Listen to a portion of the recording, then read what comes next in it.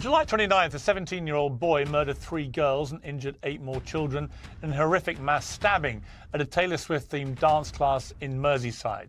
Far-right thugs have sieged mosques and hotels housing asylum seekers. Elon Musk has commented that civil war is inevitable in the UK. Andrew Tate, welcome back to Uncensored. It's been a while. I just want to start by playing a clip of a video you posted to Instagram. So an undocumented migrant decided to go into a Taylor Swift dance class today and stab 6 little girls.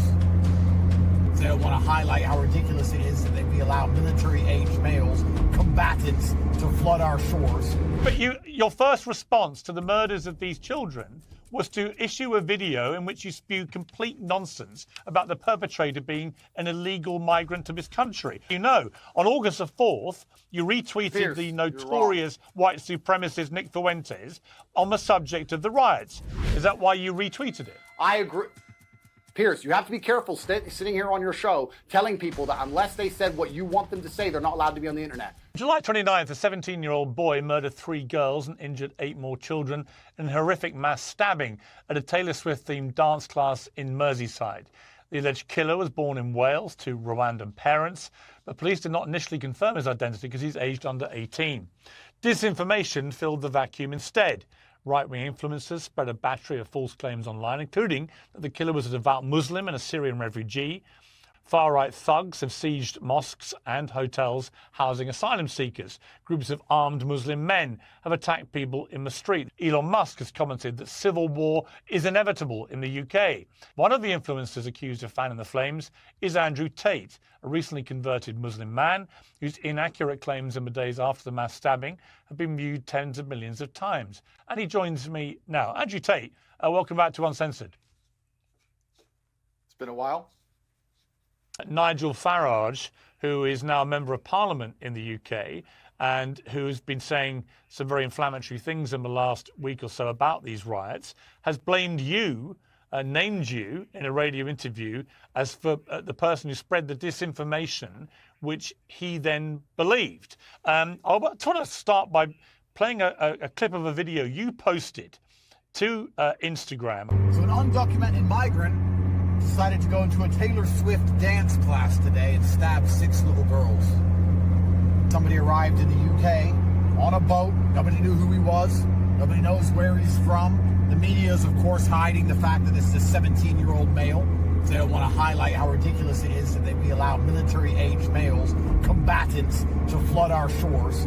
I don't see any protests in the UK. Nobody's outside of the school. Nobody's outside the police station. The soul of the Western man is so broken that when the invaders slaughter your daughters, you do absolutely fucking nothing. Now that video has been viewed 15.1 million times.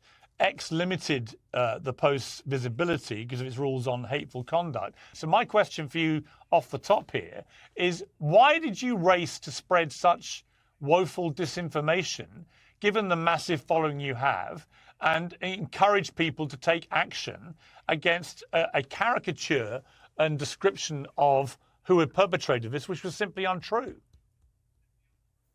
Well, firstly, I'll start by saying I didn't know Nigel Farage said those things about me, which is a shame because I'm actually a fan of him. I also understand in his political sphere, sometimes he has to hang other people out to dry to save himself because he's getting heat also.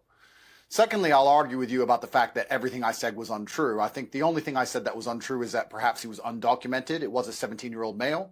It was a migrant. He did kill little girls. We live in a democracy where we have the right to protest and the right to make it clear when our voices are not heard.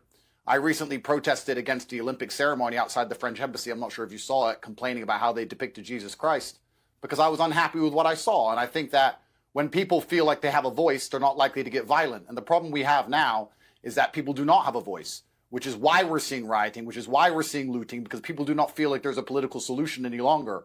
And what I was trying to do is encourage people to stand up and make their voice heard in a peaceful way to avoid violence. Because when people feel like they're not heard, violence is always the end result. You cannot have a multicultural democracy and ignore the concerns of one particular subsect of that culture, especially when it's the native culture, and expect everything to be fine forever. So here's my response to what you've just said. Yeah, well, there were far-right thugs who were leading this, and they were attacking mosques. They were chanting anti-Muslim chants, and they were doing this because it was put out falsely on social media that the person who did this was a Muslim. Not just a Muslim, but a Muslim who came in on one of the small boats, part of the very contentious, ongoing issue of the small boat. I'm saying this is what was put out on social media in a series of false posts, which then went viral. And so on the back of that, far-right thugs who led this went up and attacked mosques, and they went and attacked hotels with asylum seekers in there waiting to be processed, and they was trying to set fire to them. Some of them will be ordinary members of the public trying to legitimately protest peacefully. I completely accept it. But the ones who were leading it, who were committing the acts of violence and making the threats against the Muslim community, were doing so because they have been completely misled about who had done this. Nigel Farage has literally just chucked you under a monumental bus. He's gone on LBC radio and he said the reason that he himself was promoting complete nonsense about the person who committed these heinous crimes was because of people like you. Andrew Tate, he names you. He says that you were responsible for spinning disinformation, which he was dumb enough to believe.